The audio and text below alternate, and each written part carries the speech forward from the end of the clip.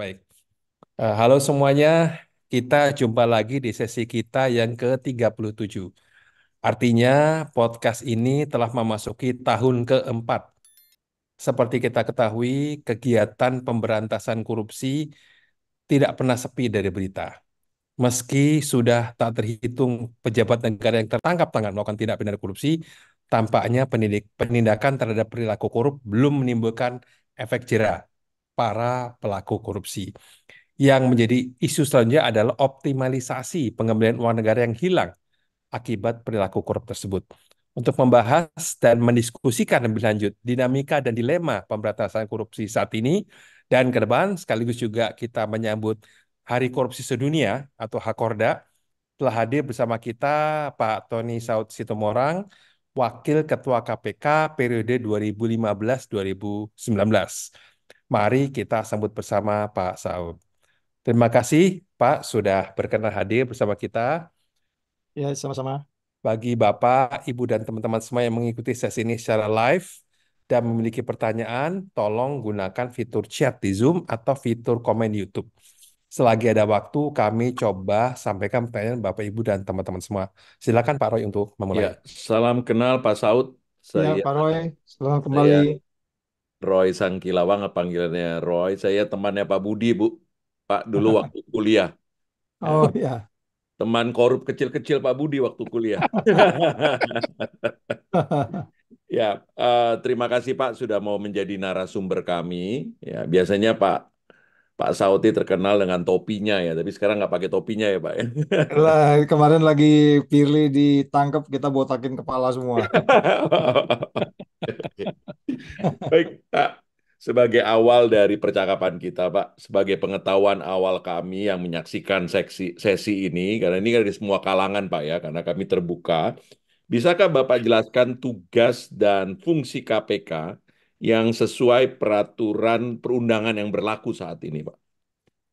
Ya, jadi kalau by definition setelah sesuai undang-undang itu dia ditugasi koordinasi, jadi mengkoordinasikan pemberantasan korupsi, kemudian supervisi, ya, Hmm. baru setelah koordinasi nanti ada supervisi. Ada banyak kasus-kasus di daerah itu umpamanya eh, ada semacam kewajiban mereka, bukan kewajiban ya. Dari koordinasi itu ada kehendak dari KPK mereka untuk melaporkan semua apa yang mereka lakukan di daerah yang dilakukan oleh badan hukum yang lain, dalam hal ini kepolisian dan kejaksaan. Jadi mereka melaporkan SPDP-nya bahwa mereka sudah mulai penyelidikan. Nah, Hmm. itulah koordinasi supervisinya. Nah, dari sana nanti akan kelihatan apa masalahnya kok kasus nggak selesai-selesai kalau kita bicara penindakannya. Jadi koordinasi, supervisi, penindakan, dan pencegahan. Ya, baru kemudian monitoring. Jadi saya ulangi, tugasnya itu koordinasi, supervisi, kemudian pencegahan, penindakan, terus kemudian monitoring. Monitoring itu tentu semua dimonitor. Jadi di antaranya kalau kita bicara bagaimana sumber daya alam kita, eh, KPK juga kebetulan karena backgroundnya di sana itu anak-anak yang punya passion tentang lingkungan ya. Kita memantau juga carbon trading yang begitu itu kita pantau kewajiban internasional karena piagam PBB juga kita tanda tangani anti korupsi itu ada banyak instrumen internasional yang harus kita patuhi. Jadi dari koordinasi supervisi, monitoring, ya, koordinasi supervisi pencegahan penindakan itu dan monitoring itu banyak upaya-upaya yang dilakukan dari beberapa deputi yang ada di sana, mulai dari deputi penindakan, deputi pencegahan, deputi penindakan, dan deputi yang lain-lainnya. Kalau dulu pengawasan itu ada deputi PPM, deputi pengawasan internal pengaduan masyarakat, yang lebih powerful dari Dewan Pengawas yang saat ini. Hmm. Walaupun dia di bawah deputi di bawah struktur 5 pimpinan, tapi mereka sangat powerful. Saya Hmm. salah ngomong di TV diperiksa tuh sama mereka. Golongannya secara pegawai negeri, well, golongannya di bawah saya. Nah, waktu saya masuk KPK itu udah hampir 4E ya waktu itu ya. Hmm. Nah, dia diperiksa sama golongan-golongan 3 itu. Ada apa Pak Saud? Kok salah ngomong di TV? Dia tanya, cara nanyanya, metode tanya. Diperiksa, oke, tindak lanjutnya kita panggil komisi etik. Waktu itu almarhum Pak Sapi Marip ikut dan lain-lain. Ada 9 orang dari luar. Nah, artinya koordinasi supervisi monitoring pencegahan penindakan, koordinasi supervisi pencegahan penindakan dan monitoring itu dilakukan sangat komprehensif dan semuanya adalah di bawah kolektif kolegial 5 pimpinan. Hmm. Jadi kolektif kolegial, semua putusan itu diambil secara kolektif kolegial. Jadi kalau kemarin ini ribut soal Pak Agus dimarahin oleh Pak Jokowi, hentikan katanya begitu ya. Ya. Pagi itu skornya itu 3-2 itu. Oh, tiga Skornya dua. 3-2. 3 pimpinan setuju, Setia Novanto dijeblosin, terus Iya. kemudian 2 orang tidak setuju. Di media ketahuan nanti siapa yang 2 orang. Nah, jadi dari situ masing-masing deputi dari struktur organisasinya, karena dulu itu memang yang di-create kan saya angkatan keempat ya. Mm-mm. Angkatan 1, 2, 3, 4 itu memang yang di-create itu values. Ini ajarannya Pak Hmm. Budi nih. Saya bangga lah pernah kuliah di strategic management ya. Eh, Walaupun kemudian DO karena harus kerja di Australia. Tapi paling nggak ilmunya strategic management masih nempel lah. Masih apalah LMX teorinya Pak Budi itu. Jadi kemudian bagi kita yang backgroundnya macam-macam di sana itu tidak sulit untuk membawa semua teori ke KPK ketika itu. Makanya kita pada saat Pak Jokowi mau mengganti undang-undang itu, kita semuanya sangat marah dan kita bahkan ingin mengembalikan mandat ketika itu. Nah, ukurannya apa yang sudah kita lakukan, KPI kita itu memang ada ya, tiap tahun tuh anak-anak punya KPI. Seorang jaksa harus membawa 300 kasus per tahun, begitu juga penyelidik, penyidik, begitu juga kalau deputi tadi pencegahan, dia harus datang ke daerah, berkunjung ke semua provinsi. Undang-undang mengizinkan kita struktur KPK di daerah, tetapi waktu itu karena keterbatasan resource, kita bentuk Korwil, koordinator wilayah. Jadi Aceh, Sumatera Utara, Riau, itu kita bentuk Korwil. Korwil ini sebenarnya lebih fokus pada pencegahan, tetapi dia juga ikut penindakan di sana. Jadi bekerja sama dengan kejaksaan di daerah, kepolisian di daerah, dan seterusnya. Nah, kemudian kalau kita lihat dari koordinasi supervisi dari tugas-tugas tadi, koordinasi supervisi pencegahan penindakan dan monitoring itu, apa yang dimonitor semua punya potensi korupsi. Waktu itu makanya kita punya eh, satu apa namanya ukuran KPI dari kita masuk itu kan indeks persepsi korupsi kita itu 36. Hmm. Ada satu masa tahun kedua tahun 2017 saya di sana, kita double OTT-nya itu dari 100, dari 50 jadi lebih, pokoknya doublein seingat saya. Tapi memang nggak jadi ukuran bahwa kemudian indeks persepsi korupsi naik. Dia stuck, baru kemudian pelan-pelan naik lagi sampai ke 40 paling tinggi. Jadi 40 itu di bawah Malaysia ya. Kalau Singapura 80, Timor Leste di atas kita ya. Jadi itu kenapa kita dapat angka 40 itu? Waktu kita meninggalkan KPK itu 2019, which is hari ini 34 karena jatuh bener ya.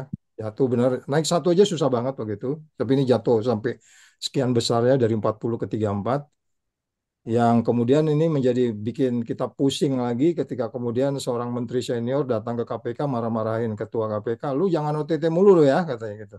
Kampungan itu katanya. Ini gimana sih? Kita OTT itu kan kekuatan buktinya. Nggak Iya. ada juga kita memberantas korupsi karena benci gitu. Tadi Pak Budi sudah mengasih pengantar kan hampir puluhan bupati, wali kota, menteri dan seterusnya, itu kan itu indikator.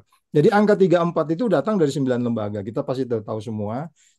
Ada varietas demokrasi mengukur bagaimana demokrasi jalan di Indonesia. Kita dapat angka 24. Terus kemudian ada badan-badan lagi, Economic Intelligence Unit, terus kemudian World Justice Project, masing-masing berpusat di beberapa negara. Jadi 9 lembaga itu keluar angka 34 itu. Apa yang diukur?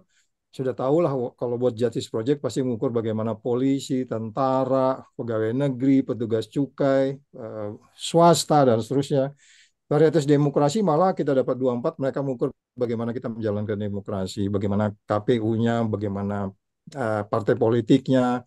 Nah, ini ujuk-ujuk ada anak orang gede jadi pimpinan partai, ini pasti nanti tahun depan berpotensi untuk turun lagi karena varietas demokrasi kita kasih kita 24 dari skala 1 sampai 100.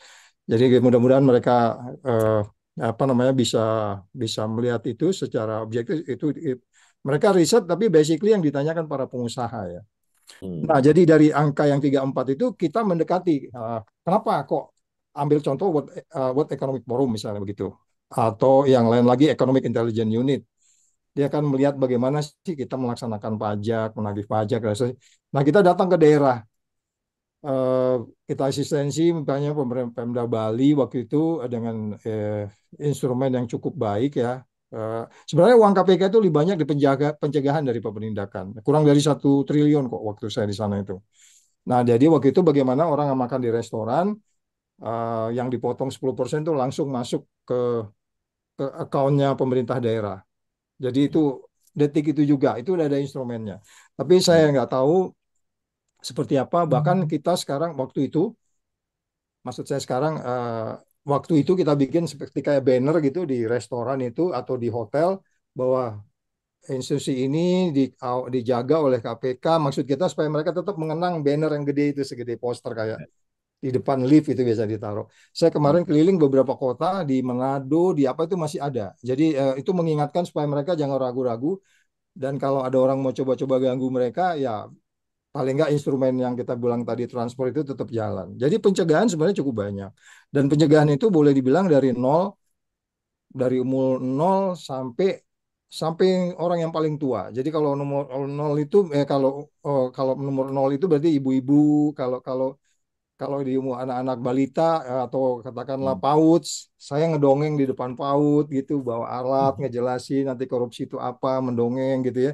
Jadi sebenarnya itu semua. Jadi menurut saya sebenarnya di koordinasi supervisi pencegahan penindakan dan monitoring itu esometer skala ekonomi aja yang belum. Jadi kita tinggal tingkatkan lagi. Ya bayangin aja ada kurang lebih 4.000 sampai 6.000 surat per tahun. Hmm. Jadi kalau Pak Jokowi bilang kemarin itu udah banyak ditangkap, kalau orangnya lebih banyak kayaknya bisa 500 orang lah setahun, paling enggak. Ya kan yang orang ngirim itu bukan orang Sableng juga ya. Iya, Semua iya. orang itu yang punya masalah di daerah itu, segala macam masalah gitu. Walaupun ada yang sumir lah, saya selalu ngambil contoh, saya ketemu di suatu waktu di mall itu ada ibu-ibu nyamperin saya nulis selembar kertas, kata-katanya itu buru-buru gitu nulisnya. Pak Saud tetangga saya tangkep dong katanya. Jadi artinya jangan-jangan kalau saya dalemin tetangganya siapa bisa jadi juga begitu. Tapi kan maksud saya begitulah hopelessnya masyarakat untuk kemudian mengharap KPK ini menjadi lebih baik. Iya. Belakangan ini saya keliling kampus. Nanti saya diberitahu ya berapa menit ya Pak ya. Kurang lebih ada 30 kampus saya sudah jalani lebih ya, lebih 30 kampus. Tapi kalau jumlah totalnya mungkin bisa jadi 300 karena satu kampus itu kadang-kadang diikuti oleh 10 kampus yang lain mulai dari Makassar, Jawa Tengah, Jawa Timur, terus kemudian kita kemarin ke Lombok gitu. Ya ada 3 orang gila yang selalu dibilang apa yaitu satu saya, kedua Repli Harun, ketiga Rocky Gerung. Tiga ini kemana-mana sekarang keliling-keliling ngejelasin anti korupsi. Nah, jadi salah satunya saya bertanyakan selalu kalau di depan 1.000 mahasiswa umpamanya, saya tanya ini pertanyaan saya ini berkaitan dengan upaya kita waktu itu untuk menjaga anak-anak SMA tetap integritasnya. Karena pandangan kita anak-anak ini mulai suap pertama kali di usianya itu ketika dia minta bikin KTP.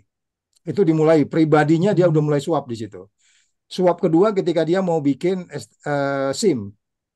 Nah, itu yang saya bilang waktu itu diskusi dengan teman-teman di KPK, anak-anak SMA ini gimana caranya umur 17 kita kumpulin di semua kampus, kita ambil contoh dulu, nanti skala ekonomi kita kembangkan, supaya mereka ngurus KTP-nya gimana caranya, terus kemudian ngurus SIM-nya. Karena memang yang paling besar kan di negeri kita itu suap. Walaupun suap oleh polisi dan jaksa itu mereka nggak terlalu banyak. Mereka banyak tahu di kerugian negara. Dalam hal ini pasal 1, pasal 2. Jadi kalau IKTP itu kan kerugian negara ya, beli belanja sekian tapi kemudian dikurangi. Jadi suap ini masih jauh tertinggal.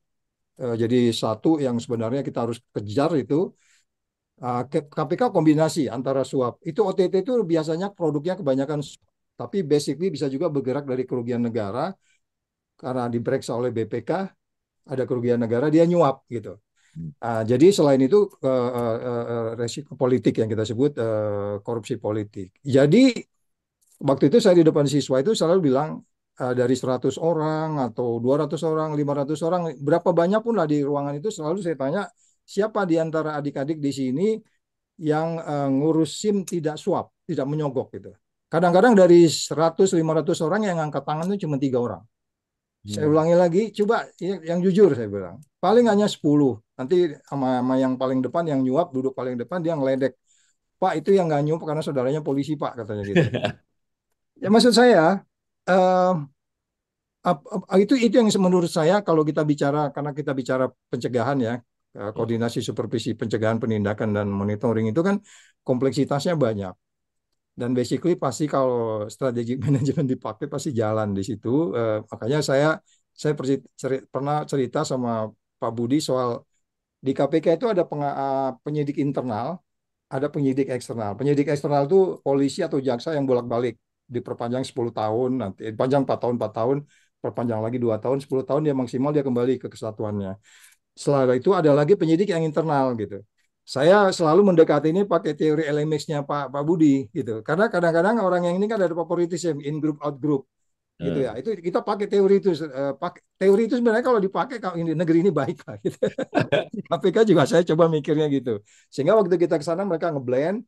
Selanjutnya adalah polisi penyidik-penyidik yang dari luar ini penuntut dari luar ini kita blend gitu. Mereka saling check and balance satu sama lain. Nah, Hmm. kembali ke angka tadi yang ya sekarang angkanya 34 itu memang kita selalu pakai itu menjadi ukuran. Karena kan kita selalu jadi bahan perbincangan adalah angka itu. Sehingga angka itu kita dekati. Oleh sebab itu ketika saya bicara mereka kalau Economic Intelligence ini atau World Economic Forum bicara bagaimana kita nagih pajak, saya pernah ke Tanjung Priok langsung saya buka kontainer.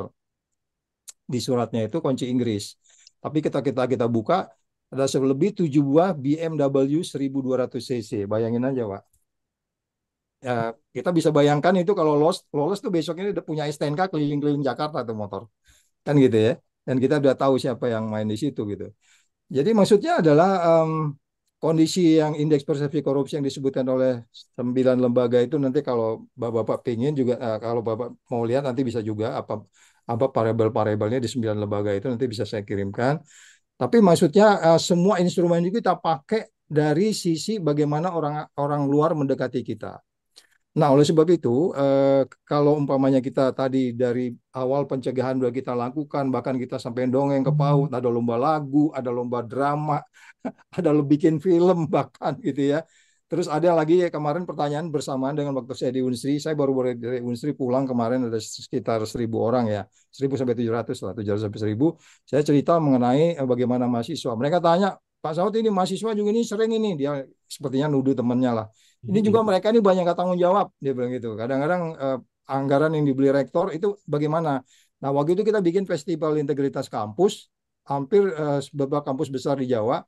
Kita minta mahasiswa mencerita tentang dirinya sendiri apa yang mereka lakukan, penipuan apa yang mereka lakukan, mulai dari copy paste, terus copy file, terus plagiat, bilang sama ibu beli buku padahal enggak, terus bilang sama ibu mau camping padahal itu keluar banyak angka itu. Kita minta mereka menjelaskan sendiri apa yang mereka lakukan.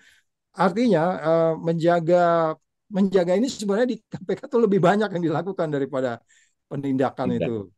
Coba bayangin aja seperti ini kan ini mereka nggak ada nih ya udah berapa bulan ini nggak ada OTT itu pasukan penindakan tuh penindakan tuh jalan tapi nggak kelihatan tapi pasukan pencegahannya Coba. juga jalan cuman nggak dimuat oleh media gitu. Oh. Sama dengan hari ini kan kita bicara salah satu paslon kan kemarin diduga ada terima dana dari dana koperasi ya dana koperasi nanti bisa di search di Google dari 3 capres ini ada satu diduga menerima dana dari sebuah dana koperasi di Jawa Tengah. Nah, itu kita dalami waktu itu apa yang kita sebut sebagai politik cerdas berintegritas. Jadi ujung dari politik cerdas berintegritas ini kita belajar dari Turki. Sebenarnya by definition kalau uang 349 triliun yang ditangani oleh Pak Mahfud itu kita pakai aja, kita kasih 10 triliun saja dari satu partai politik tiap tahun. Mereka fokus di upayanya. Itu udah sampai kajian begitu, Pak. Cuma Hmm. nanti pertanggungjawabannya kita bikin kalau umpamanya dia nggak kaderisasi nggak boleh harus ada kaderisasi jenjang karir nggak ada ujuk-ujuk orang dari luar jadi pimpinan partai kayak sekarang ini kan itu kan bikin sakit hati sebenarnya itu kan nggak politik berintegritas itu nggak begitulah by definition jadi kita waktu itu bikin konsep politik cerdas berintegritas kita harapkan sampai tahun 2029 2024 tuh hasilnya apa nah itu juga dari sisi yang kita sebut sebagai pencegahan. Jadi sangat kompleks walaupun orangnya terbatas ya. Tapi model-modelnya itu kita selalu mengadopsi dari Hong Kong, dari Singapura, dari Amerika, dan lain-lain.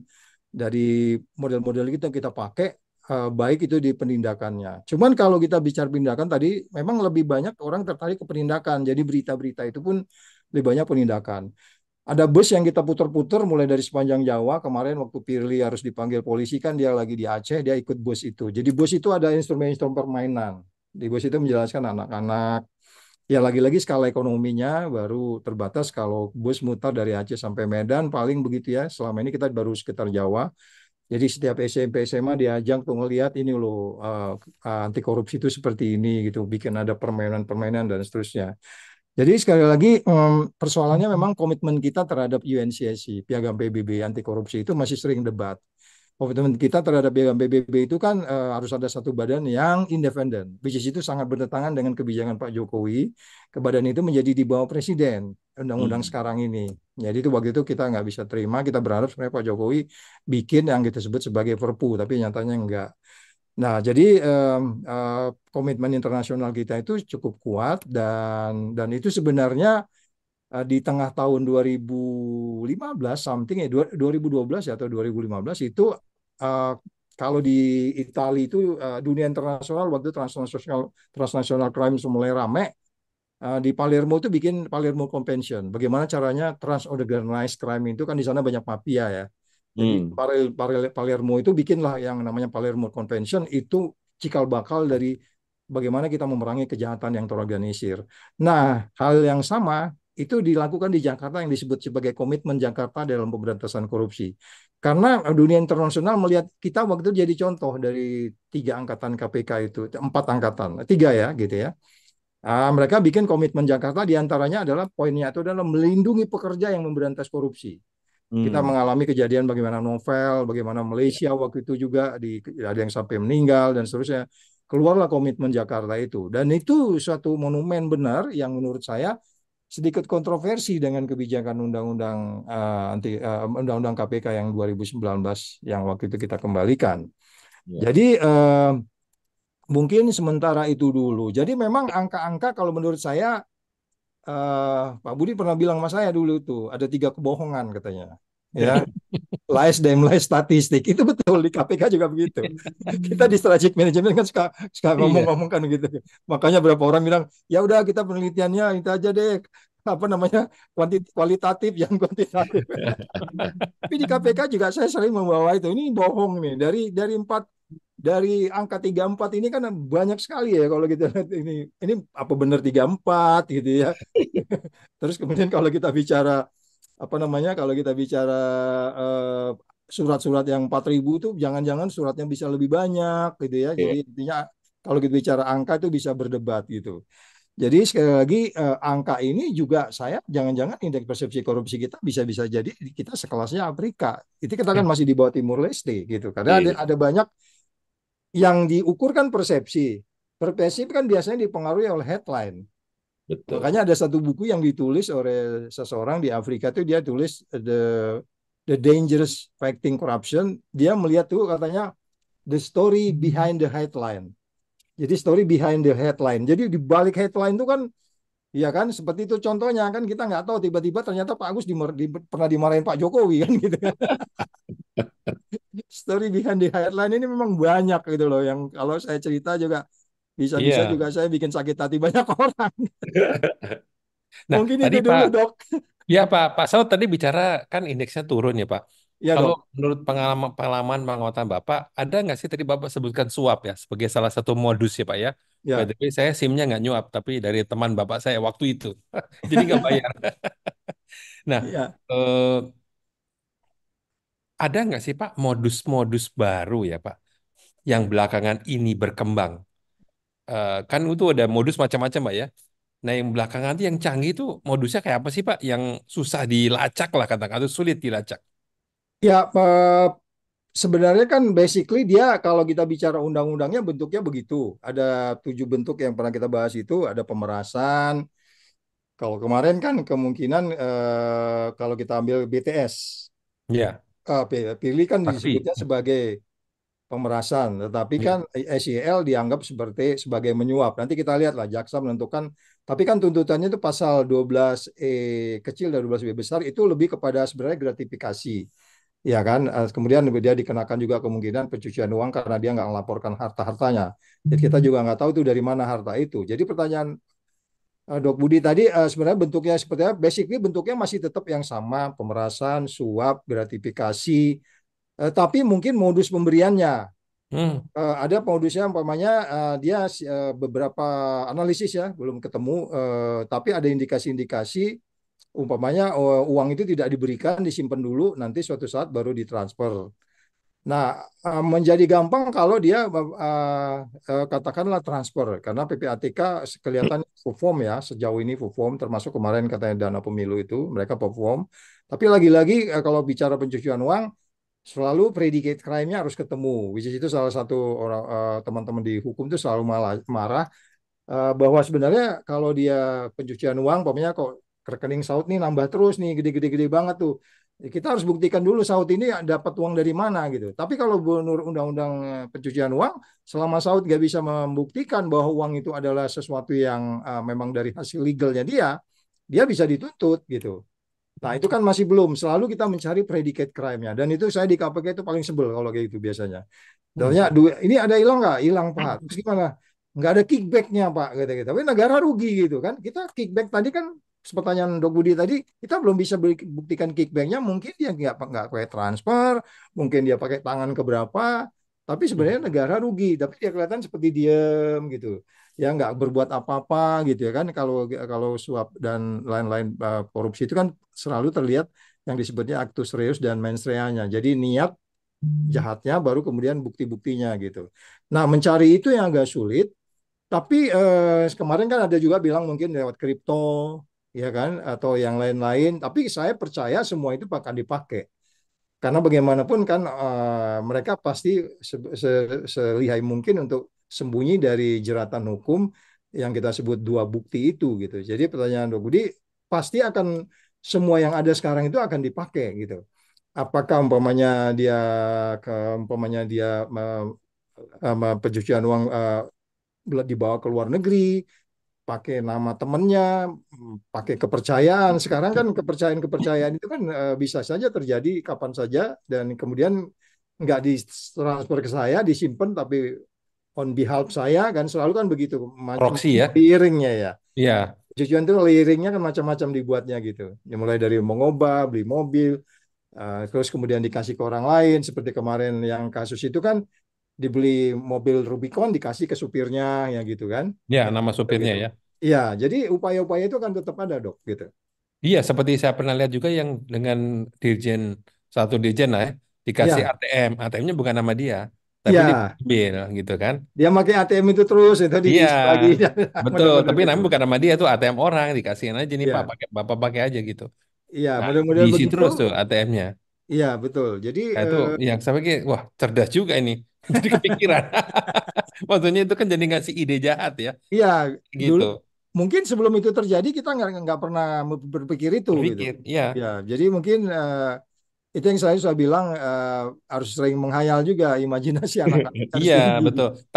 Tapi Pak modus tadi Pak itu juga berbahaya, bisa dua dua mata pedang ya. Ya, Satu, kita jadi belajar, kedua jadi ngasih ide ke orang kan. Oh, cuman disempurnakan gitu. Ini kesalahannya dia pelajari gitu. Bisa saja kan. Contoh iya. seperti itu. Itu kemarin ada teman lagi nulis nulis buku mengenai yang agak unik, bukan unik, yang yang saya agak sedikit buat saya gitu agak selama kan hampir 30 tahun saya di dunia intelijen. Iya. Iya, isinya intelijen itu kan warning, forecasting, problem solving. Jadi itu aja kita cari selalu informasi sekecil apapun. Nah, itu kan dunia itu penuh dengan dunia hayal dan analisis. Once itu masuk ke penegak hukum, wah ini kan jadi saya menjadi lebih perasa, oh iya nikmat banget ya dari analisis itu kemudian kita mencari bukti gitu. Nah kemudian ada seorang nulis buku, dia kebetulan dari ini dia lagi buku itu lagi kita kita apa namanya kita mau diskusikan, yaitu mengenai bagaimana intelijen penegakan hukum. Nah intelijen penegakan hukum ini kan menghayalnya mesti kuat nih, Iya. teorinya mesti kuat. Iya, betul. Ya, itu yang selalu kalau saya bilangnya teori complexity teori, itu ajarannya Pak ini tuh, Pak Albert itu. Ya, jadi mesti forward looking ya. Kita mesti membayangkan Ya, karena sekarang belum ada modusnya misalnya, tapi possibility-nya ke depan nah kayak apa nih? ya. Jadi memang kan secara kita lihat angka itu semakin besar.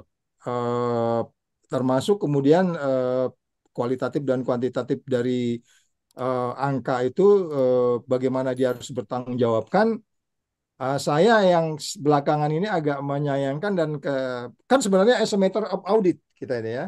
Hmm. Iya, Yang kalau istilah Pak Agus itu kemudian persoalan tune at the top ini kan agak sulit kita di Indonesia. Pada bagian lain kita paham dua audit, satu auditor negara BPK dan satu auditor pemerintah yang lain BPKP. Sebenarnya kan mereka yang bisa melihat apakah semua sen rupiah itu bisa dipertanggungjawabkan selama ini. iya. Nah, kalau itu kemudian kita bisa kencangkan, sebenarnya agak lebih sederhana. Eh, Ambil umpamanya kalau kita katakan APBN kita sekarang hampir mencapai berapa triliun? 10, sampai 4 ya, 4 atau 5 gitu ya. Nah, itu kan diambil sekian persen saja, itu pengalaman dari beberapa kasus kan bisa sampai kadang-kadang sampai 50% diambil itu, kerugian itu.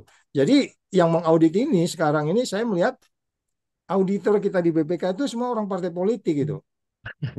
Ya, ya, kita ambil ini aja, ambil contoh yang kita ambil BTS kemarin.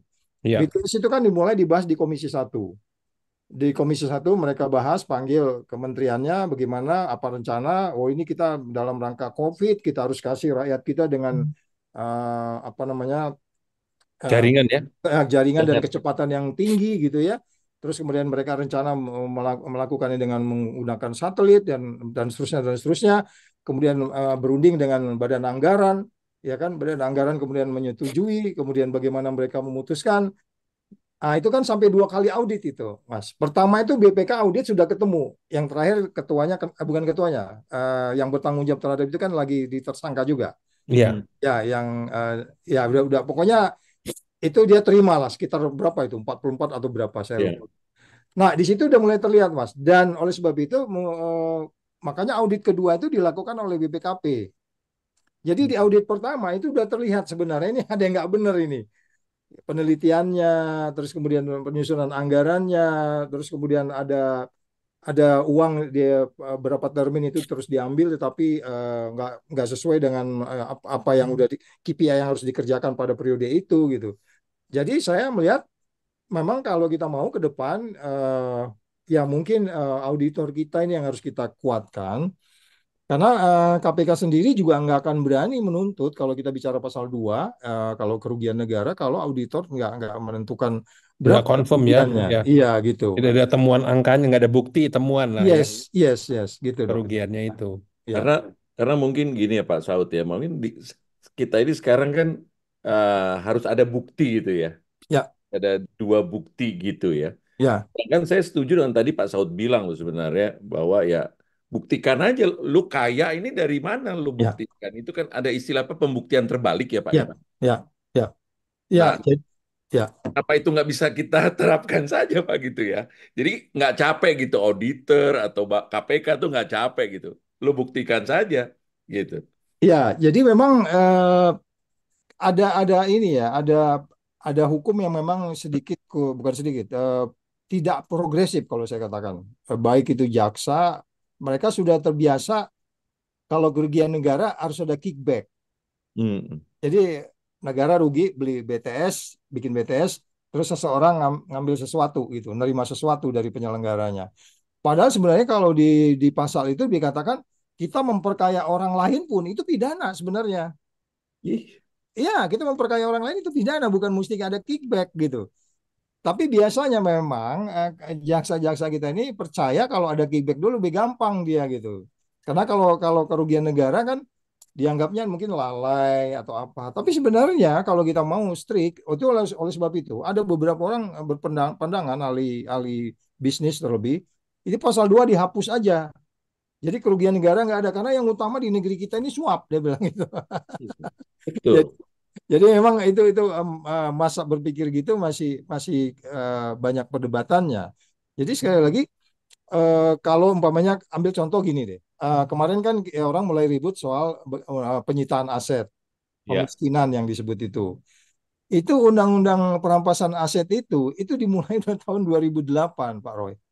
Bayangin 2008 itu sudah masuk dan setiap periodisasi DPR dia masuk prolegnas itu. Masuk prolegnas. Jadi bayangin dari tahun 2008 kemudian ini kemarin ribut lagi tahun 2023 ini bahkan si Komisi Tiganya lo itu kan inisiatif pemerintah mana dong konsepnya lo itu kan 2008 di tempatnya filenya udah hilang ya. Terus Pak Jokowi bikin surat lagi tuh ini iya. konsepnya katanya gitu. Jadi maksud saya waduh, kita memang niat kita, saya kurang paham ya niat kita gimana. Kita berharap sebenarnya ya perguruan tinggi mendorong ini terus untuk kemudian itu segera sehingga kalaupun umpamanya kita lolos di apa namanya di pidananya, kemudian dia berkelit dari ini, tapi ketika dia kemudian kita yakin bahwa itu bukan bukan Milik. hasil murni kerja keras kita bisa rampas dia gitu. Even itu umpamanya kalau dia udah divonis, tapi kita nggak bisa apa namanya punya keraguan untuk menyita yang kita sebut juga proses pemiskinan itu. Walaupun menurut saya ini kayaknya khusus untuk kita ini akan banyak debatable. Kan waktu kita mau bicara undang-undang pencucian uang, kan kita mikir supaya gampang kalau orang mencuci uang itu berarti pasal 1, pasal 2 itu kan mulai dari penempatan, replacing, Ya. placement segala itu kan. Saya khawatir juga nasibnya undang-undang perampasan aset ini kayak begitu juga. Nah, jadinya ini kaitannya sama efek jerahnya ya Pak ya. Artinya ini jangan-jangan karena ya saya nggak tahu ya seberapa berat atau tidak Pak ya. Tapi by the way saya pernah mengunjungi salah satu kawan yang masuk di sana gitu ya. Ya berat juga sih karena lama gitu ya. Walaupun Ya, di dalam itu di luar kewenangan KPK, itu situasinya beda lagi. Entah saya cerita dikutip orang bahaya juga. Nah maksud saya eh, efek jerahnya tuh di mana ya? Maksudnya perampasan aset tadi kan masih menggantung ya. ya. Pembuktian terbalik tidak berjalan atau belum berjalan. Nah ini kalau menurut Pak Soti ada nggak sih efek jerah dari OTT gitu ya? Bahkan saya dengar malah ada yang katakan udahlah OTT sekian nanti hukumannya ditawar sekian gitu ya. Tapi nanti dia dikasih duit sekian di luar gitu. Jadi udah kayak sekolahan aja, udah 3 tahun lu di sana, habis itu keluar lu udah duitnya udah banyak lah katakan gitu ya. Nah ini efek jerahnya saya jadi bingung. Efek jerahnya ada di mana ya? Orang OTT kayaknya jadi makanan hari-hari gitu. Udah biasa aja gitu Pak. Maksudnya seperti itu. Ya, jadi memang kan saya beberapa kali ditanya juga di doorstop oleh media itu. Jadi OTT itu sebenarnya kan gini Pak. Eh, KPK tidak atau Badan Penegak Hukum itu tidak pernah ngikutin orang. Oh, ini Pak Budi ini uangnya dari mana? Mobil banyak gue ikutin ini gitu. Itu nggak pernah kayak gitu. Oke. Selalunya itu adalah yang 8.000 surat tadi itu Pak. Oh. Nah Hmm. itu itu datang dari istrinya juga pernah kok. Dipoto uang di kamar dikirim ke KPK. Oh ya? Iya, Mungkin ada istri yang lain kali jadi dulu. itu bisa jadi. Jadi maksudnya gini, itu selalu datang surat tuh dari pengaduan dari masyarakat. Makanya selalu kalau kalau Dok Budi dengar itu pasti selalu atas pengaduan masyarakat kan Betul, gitu betul. kan. Nah, dan basically itu biasanya bukan kejadian pertama kedua. Hmm. Nah, sama dengan yang ini tadi ini kalau dugaan saya SYL ini sebenarnya kalau nggak ada kebocoran dia itu pasti itu OTT itu. Cuman nggak ada kebocoran mungkin sehingga kemudian dicarinya kerugian negaranya. Jadi pengaduan masyarakat itu didalemin biasanya kan ada surat masuk kemudian didalami oleh bagian pengaduan masyarakat, kemudian dia cross check kepada si pengirim sampai ketemu si pengirimnya siapa, ya kan? Most likely ya itulah tadi, hati-hatilah. Orang paling dekat sama kita itu biasanya juga ya kalau sampai detail gitu buktinya dari mana gitu kan? Iya. Ya. Ya, jadi makanya teman terdekat kita itu kalau diajak jahat satu saat bisa bisa jahat beneran gitu kan. Dia Jadi harus hati-hati surat-surat dengan itu Pak Budi ini ya. sekarang. Ya, jadi surat itu kan didalemin, tanya ke dia, benar kamu ngirim ini? Iya. Ini coba ini dalemin lagi dan seterusnya dan seterusnya. Sampai kemudian, oh dia melapor memang sudah pernah kan? Nggak mungkin orang itu ngelapor kita pastikan dulu benar kamu nerima bulan 2 tahun 2020 umpamanya gitu. Nah ini masih berlanjut ke tahun 2021 didalemin, tapi kita nggak kadang-kadang kita nggak bisa pastikan karena memang dia lebih hati-hati, mau rubah modus.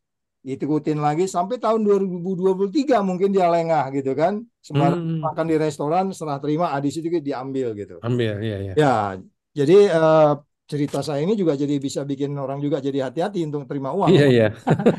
Tapi Tapi itu pengaduan masyarakat benar ada, Pak ya? Bukan oh maksudnya iya, rekayasa dari siapa nah gitu. itulah yang menarik. Itu yang menarik. Kalau kita cek ada nggak konflik of interest di dalam laporan itu. Nah itu Iya. kita sangat hati-hati di sana. Bisa jadi Hmm. konflik of interest. Ya kalau istri tadi kan istrinya suaminya balik ke rumahnya kan gitu. Iya, betul. Jadi maksud saya ada juga konflik seperti itu. Tapi kalau kita sudah terjadi pidananya, kita mesti ke full aside dari konflik of interest-nya dia. Tetapi memang dia harus melakukan perbuatan yang sudah di, bisa ditersangkakan gitu. Jadi sekali lagi laporan-laporan itu bisa jadi ya konflik of interest-nya bisa bisa terjadi. Terlebih kalau umpamanya dengan kontestasi politik, ya kan? Iya. Tetapi kan kita nggak bisa mengatakan dengan kontestasi politik karena politik A, partai politik A melaporkan politik partai politik B, kemudian kita simpen gitu, nggak bisa begitu ya. Di kekuatan buktinya itu sebenarnya yang apa namanya Yang harus perlu, yang penting ya. ya Itu, makanya eh, periode saya itu semua warna ada itu kuning, ya. biru, hijau, Itu merah. berapa lama, Pak ya? Dari Bapak terima pengaduan atau KPK terima pengaduan sampai dengan OTT itu rata-rata berapa lama, Pak? Tahunan kah? Itu tergantung. Ada yang 6 bulan, Hmm. ada yang kemudian setahun karena dia tiarap dulu mungkin udah terima tiarap dulu, tapi Hmm. kemudian karena once itu mulai dilakukan penyelidikan, kita kan lakukan surveillance terhadap yang bersangkutan. Betul. Nah, surveillance, stakeout, terus kemudian mendengar apa namanya, mengikutilah semua gerak-geriknya sehingga Ya. karena asumsi kita kan pidananya sudah terjadi. Nggak ada Betul. dong kalau kita kita diemin gitu ya. Iya, betul. Nah, sudah terjadi tinggal kita harus membuktikannya begitu. Tetapi kemudian itu berlanjut, ya disitulah biasanya itu memang tidak yang pertama gitu. Kalau Hmm. yang pertama justru kita justru nggak benar. Kalau yang pertama berarti saya ngikutin Pak Budi belum tentu salah, terus begitu Pak Budi Iya, salah baru iya, saya kan. iya, Makanya selalu betul. berarti makanya bukan yang pertama Bukan yang selalu pertama. karena memang sudah ada kejadian sebelumnya. Ya, jadi Hmm. istilahnya orang hukum bilang itu sudah full toid terjadi peristiwa pidana gitu. Memang terjadi, Ya. kita ikuti. Baru, baru Iya, diikutin ya, Pak ya. iya Baru, gitu. untuk mencari buktinya lah, kira-kira Iya, begitu. betul gitu, Dok. Ya, Nah, silakan, Pak Pak Ray. Pak Saud nih kalau Ya, kalau Pak Roy. kita kembali ke efek jerah ya, karena kelihatannya korupsi itu nggak jerah-jerah ya Pak ya. Saya masih ingat ketua MK yang dulu tuh Pak, bahkan ditahan sampai seumur hidup kan Pak, inget nggak Pak? Ada Ya, tuh. ya, ya, ya. Seumur hidup. Tapi Yang saya pikir, ya, saya ada pikir udah drug jerah segala tuh. itu ya katanya. Iya, saya pikir Ya, udah jerah tuh korupsi akan berkurang. Ternyata nggak Pak, makin makin banyak kan Pak ya. Nah ini kalau menurut Bapak nih yang pernah ada di KPK, apa sih strategi KPK ini? KPK nih Pak ya, ya. KPK dan mungkin juga negara ini untuk diterapkan untuk menimbulkan efek jerah Pak. Betul-betul kalau Betul. dia korupsi ketahan, ya terbukti jerah gitu Pak. Dan ini menimbulkan yang lain juga tidak mau melakukan gitu. Ya, Kalau kalau kalau saya lihat memang harus kombinasi ya. Kombinasinya itu pertama kalau kita tanya apa sebabnya kan macam-macam karena kebutuhan, karena greedy, karena opportunity juga kan gitu ya. betul. Karena lingkungan gitu kan. Itu definisinya kan begitu. Kenapa Ya. orang korupsi? Ya kalau untuk yang ini banyak karena greedy. Kalau karena memang kebutuhan ya itu kita mencoba yang kita sebut sebagai meningkatkan pendapatan, terus kemudian merit system, terus kemudian integrity, meningkatkan apa namanya itu yang fakta integrity supaya mereka tetap apa namanya stay sama di value atau etik yang mereka miliki. Tetapi kalau kita ambil kasus Firly aja misalnya ya, dia kurang apa? Gajinya itu hampir 100 juta lebih loh itu, ya kan? Betul. 100 sebulan itu. Dia masih mau ngambil sana sini. Itu ketua KPK loh, Pak. Bukan Iya. pegawai negeri biasa loh itu. Ya. Testingnya itu saya ingat bener itu. Tesnya itu dari pagi sampai jam 4 sore. Kemudian segala metode digunakan mengukur daya tahan, kemudian EQ, terus kemudian orang ini personalitinya kayak gimana. Lepas dari pemainnya kemudian ada favoritism di panitia seleksi, kemudian di Komisi 3 dan di Presiden ketika itu. Tetapi kalau kita lihat pendekatannya dari sisi kebutuhan dan dari sisi bagaimana pengawasan, kan ada pengawasan di KPK sama Dewan Pengawas kan. Ya, Sedangkan kita tahu pegawai negeri kita kayak gimana gitu.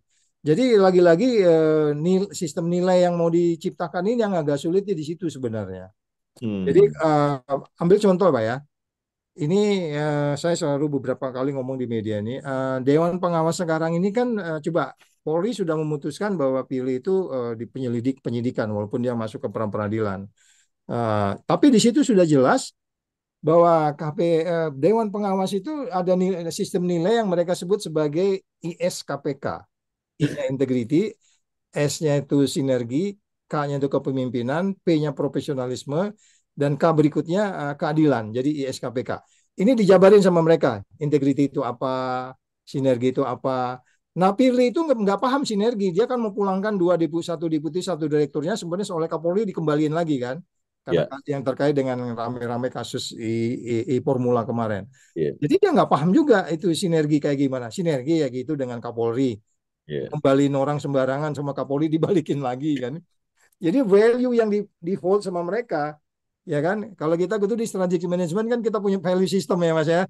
Value system itu kita jaga gitu. Gue liatin sambil belajar oh Hmm. value systemnya gitu kan.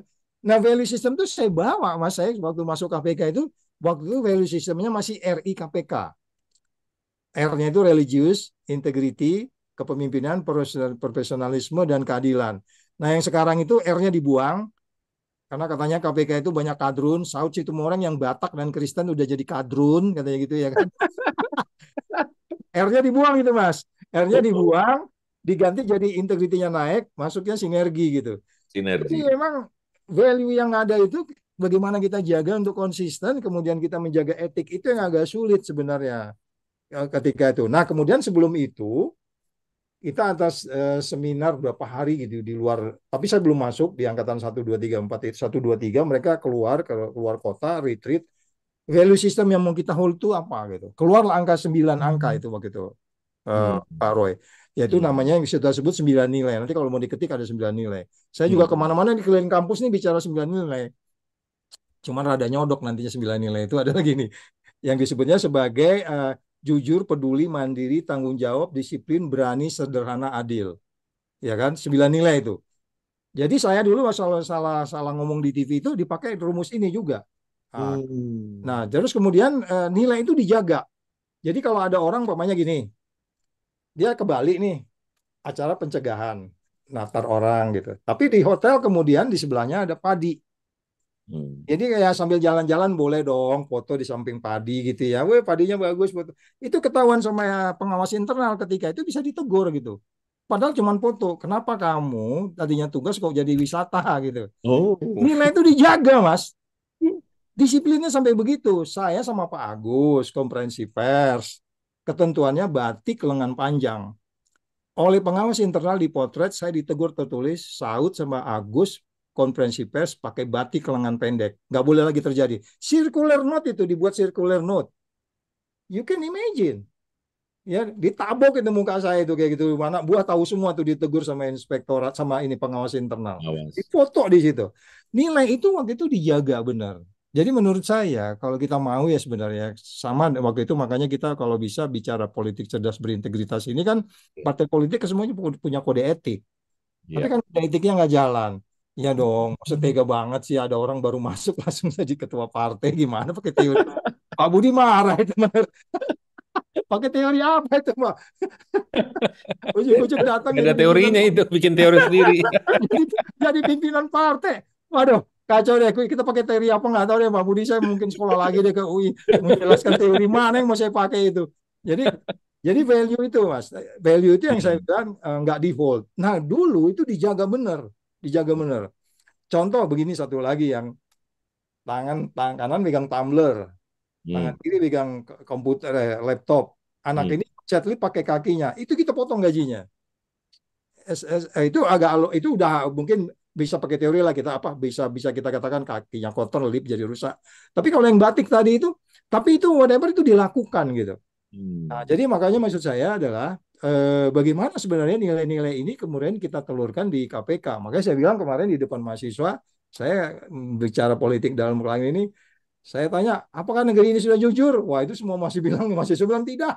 Kan tadi 9 nilai, jujur peduli. Apa negeri udah peduli? Tidak. Apa negeri Nggak ini? masuk semuanya. Disiplin tidak.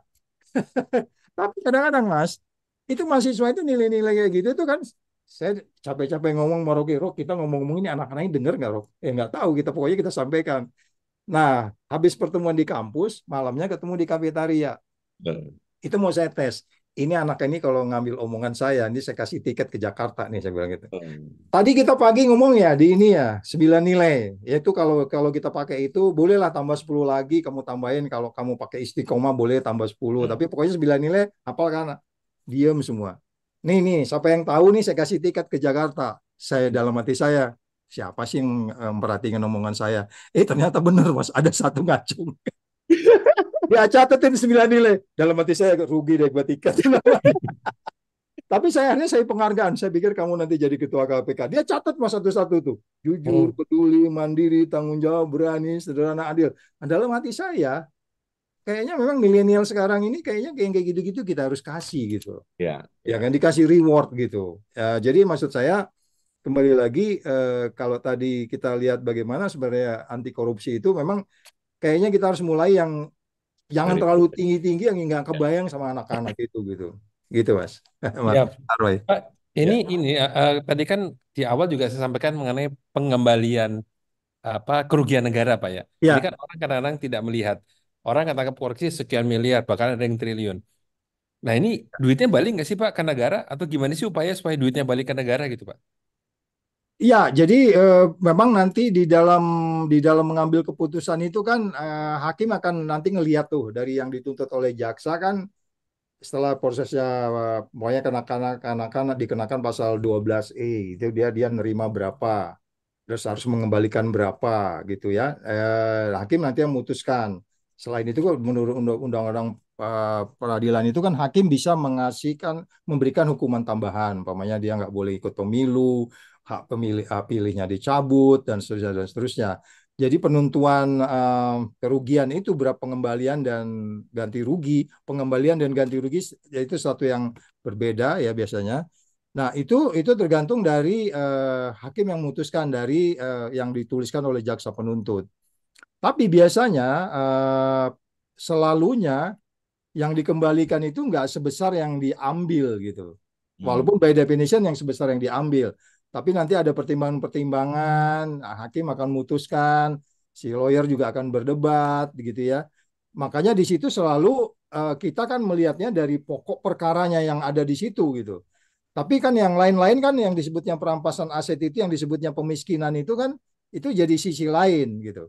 Tapi pengembalian memang selalu itu menjadi sering jadi debatable karena yang dikembalikan itu tidak sebesar dari yang kerugian negaranya.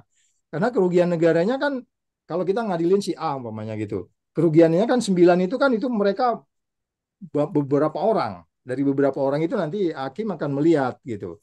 Tapi berdasarkan yang saya lihat, memang angka itu tidak memadai dari sebesar yang dia ambil. Karena kalaupun diambil, katakan begini ya, jembatan harganya 100 miliar. Nah, kemudian kerugiannya 100 miliar, dikembalikan 100. Tapi sebenarnya kerugiannya dengan jembatan itu nggak jadi kan masyarakat nggak bisa apa-apa. Kerugiannya mungkin 3 triliun gitu. Hmm. Nah, jadi dari situ juga kita menjadi lebih harusnya menghitung benar-benar tapi pada bagian lain kita juga nggak mungkin mengambil yang melebihi dari yang dia curi kan? Iya. Masa itu hukumnya di mana gitu kan ini. Iya. Nah ini disitulah hakim selalu menghitung-hitung dan harapan kita hakim berada di kemandirian dia untuk menghitung itu. Even umpamanya kalau jaksanya kadang-kadang kan gini Pak, setelah nanti sidang itu mereka beberapa bulan atau beberapa hari, berapa kali sidang nanti kan jaksa lapor ke pimpinan. Pak, ini besok mau putusan. Kami nuntutnya 3 tahun. Saya baca pasal sekian. Kok 3 tahun ya? Pasal ini kan harusnya 10 tahun. Kok kamu pelit amat ini? Kenapa ini cerita? Pak, dia udah ini Pak, udah begini, udah di persidangan dia tidak mempersulit. Dia bahwa dia membuka kasusnya. Oh, begitu gitu ya. Kalau saya selalu pakai azas maksimal dalam bayangan saya orang jahat kok gitu ya. Ya. Tapi karena kita yang berhadapan dengan mereka itu nggak bisa juga menghukum dengan dendam kan. Iya. Nah, itu yang kadang-kadang selalu kita bangsa Indonesia ini kan selalu mencoba melihat bahwa memang menghukum itu di luar lain juga begitu ya, di tempat lain tidak menghukum dengan rasa dendam atau kemudian kita apa namanya itu kalau kemarin di apa di petani dengan harga pupuk naik kemudian susah didapat itu saya diskusi kemarin beberapa hari yang lalu di Tulungagung itu Pak, matiin aja Pak semua Pak, matiin aja Pak. Selalu ngomongnya kan kayak gitu. Kan nggak bisa segampang itu juga kan. Jadi Iya. itulah makanya sebenarnya kalau saya bilang dok, yang paling utama sebenarnya kalau bagaimana supaya itu nggak terjadi gitu. Kos sosialnya sebenarnya lebih besar. Iya. Sosialnya lebih besar. Jadi saya mungkin baru sekitar 4 tahun sih di sana ya. Eh, Kadang-kadang saya malah nggak berpikir umpamanya dia ngambil 500 harus kembali 500 tapi melihat yang lebih besar untuk kemudian itu nggak terjadi lagi. Tapi kan seperti Roy bilang tadi, Pak Roy bilang tadi selalu aja kejadian, kejadian, kejadian gitu. Kalau menurut saya sebenarnya nggak ada teori yang tunggal ya untuk mendekati itu. Ya kita sebutnya sebagai tadi penyebabnya kita harus ini, sistemnya juga harus diperbaiki, terus auditornya harus diperkuat, Ya. terus kemudian gaji juga harus dinaikkan juga gitu. Yes. Ambil contoh kalau umpamanya kita bicara di kepolisian umpamanya, waktu panggil polisi kita kan di telepon jam 12 kan belum tentu jam 12 lewat 10 datang kan gitu ya. Nah kan itu saya diskusi juga di beberapa teman-teman. Oh, kita naikin gaji polisi, terus kemudian yang istri yang lagi hamil masuk rumah sakit langsung, jangan tunggu-tunggu. Jadi artinya mempermudah gitu ya. Yang sampai yang sedetail-detail gitu loh Mas. Orang-orang Hmm. itu kadang-kadang kan ngebayang gitu petugas keamanan, tapi harus memperhatikan Iya, istri yang lagi iya, hamil. Ya punya kesempatan dia pasti ngambil kan gitu kan. Direkayasa gitu. Tapi betul. pada bagian lain masa sih 349 triliun ditangani Pak Mahfud itu baru dari satu kementerian kita nggak bisa atasi gitu. Sama dengan ketika saya buka kontainer isinya seperti itu.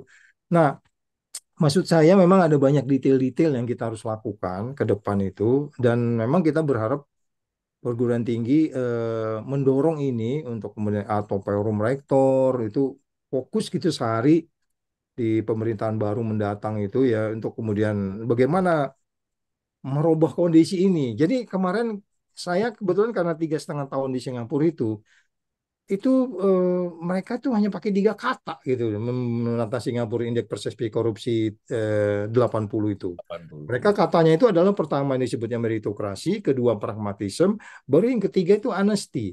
Mereka Hmm. bilang cuma itu.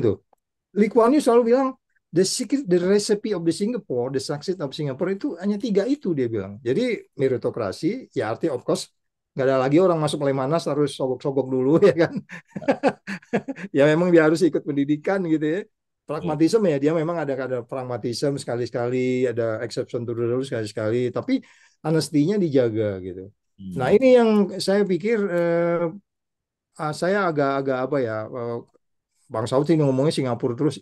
Enggak, aku 3,5 tahun tuh merhatikan benar gitu loh. Iya. Banyak juga sih orang buang sampah, ada juga orang buang kulit durian dari apartemen menimpa orang di bawah. Tapi harus diadili juga orang itu kan gitu.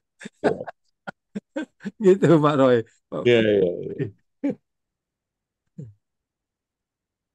Pak Budi masih di itu Pak Budi masih di. Silakan Pak Roy. Ya Pak Saud ini kan kita Ya. 1 jam nih Pak ya. Jadi kita harus karena Oh iya, udah 1 jam ya? udah 1 jam Pak Ih, Saud. cepet amat kita bahas korupsi. Menarik menarik sekali dengan Pak Saud nih. Nanti kapan-kapan kita undang lagi ya Pak ya. Kita lanjut. Oh iya iya. Ya, kelihatannya 1 jam nggak cukup nih Pak Budi ya. Tapi karena acara kita 1 jam Pak, ini mungkin terakhir ini adalah closing statement dari Pak Saud nih. Jadi Pak Saud nih apa yang Pak Saud ingin katakan untuk kita paling tidak kita bisa mencegah korupsi ya Pak ya. Atau jangan bilang mencegah lah Pak ya, menurunkan lah ya Pak ya. Ya, ya. Silakan Pak. Ya, kalau saya pikir semua organisasi punya tata nilai. Mungkin tata nilai itu dibuat saja, dijaga sebagaimana KPK dengan 9 nilainya dijaga secara ketat, secara detail. Nah, kita semuanya kan gitu. Di kepolisian ada sistem nilai. Mereka ada nilai-nilai yang dijaga. Terus kemudian bagaimana komisi etiknya bekerja. Jadi bahkan di Badan Intelijen tempat saya dulu juga itu ada sistem nilai, tapi kadang-kadang bermasalah once itu diimplementasi.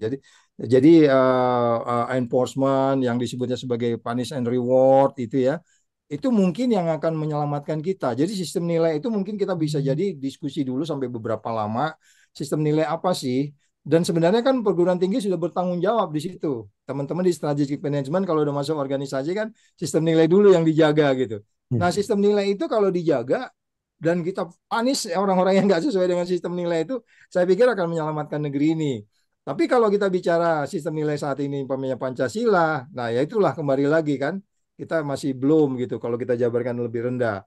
Jadi sistem nilai itu ada value system dan how do you create the values itu kan ya itulah perlunya sekolah mungkin gitu ya. Saya juga jangan-jangan kalau nggak di strategic management nggak gini kali mimpin KPK. Saya terima Bisa. kasih sama Dok Budi, sama Pak Renal Kasali, sama apa namanya tuh apa namanya Albert Wijaya dan seterusnya. Ya walaupun nggak selesai ceritanya, saya bilang nggak selesai aja gini ya gimana kalau selesai gue. Mungkin gitu Pak Roy, Pak Ya, Budi, terima kasih. maaf Baik, kalau ada yang kurang. gak apa-apa Pak. Makasih banyak ya Pak. Jadi nggak terasa udah 1 jam lebih ya, sedikit Ya, ngobrolnya. Artinya mudah-mudahan nanti kita bisa ngobrol lagi, lanjut lagi karena sebetulnya saya dan mungkin kami lah dan masyarakat tuh banyak pengen tahu gitu. Dari tadi sudah disampaikan OTT, pengembalian aset dan seterusnya gitu ya. Ya, Karena memang hanya orang-orang di dalam lah seperti Bapak ini yang punya informasi dan pengetahuan ya, mengenai aktivitas pemberantasan korupsi. Nah, saya kira meskipun cuma 1 jam, tapi banyak sekali udah informasi dan pengetahuan yang kita dapat pada sesi ini. Tadi karena judul sesinya 1 jam, maka dengan berat hati kita harus cukupkan sampai di sini. Kalau nggak orang nontonnya kelamaan, Pak. Eh, jadinya nggak fokus lagi gitu. ya, ya, Tapi anyway, kami terima kasih nih Pak Saud sudah ya, menyempatkan hadir terima dan kasih, berbagi Pak. pada kita semua. Juga terima kasih kepada Bapak, Ibu, dan teman-teman yang sudah nonton sesi ini, baik secara live atau nanti melalui YouTube ya, kemudian rekamannya. Dan tentu saja ini bukan sesi yang terakhir, akan ada sesi-sesi berikutnya di bulan depan, yaitu bulan Januari, yang topiknya nggak kalah menarik. Sebelum kita tutup, bila ada keluarga dan atau relasi Bapak dan Ibu Bapak, Ibu, dan teman-teman semua yang nggak sempat menyaksikan sesi ini secara live, mohon dapat menonton rekamannya di YouTube channel. Nama YouTube channel kami adalah 2L for You, 2L 4U, Two Leaders for You. Jangan lupa subscribe channel kami, gratis. Ini juga sesinya gratis semua. Tujuannya apa? Biar kami bisa terus semangat menghadirkan konten-konten yang menambah ilmu dan pengetahuan kita semua. Meskipun pandemi sudah berakhir, ya terus ada isu ya, katanya ada varian baru dan sebagainya, tapi kita oleh karena itu kita tetap harus menjaga kesehatan kita masing-masing dengan selalu menerapkan pola hidup bersih dan sehat. Sampai jumpa di sesi kita berikutnya. Salam sehat, penuh semangat. Terima salam kasih. sehat, semangat. Terima Terima kasih, kasih, Pak Saud. Pak Ya. Saud.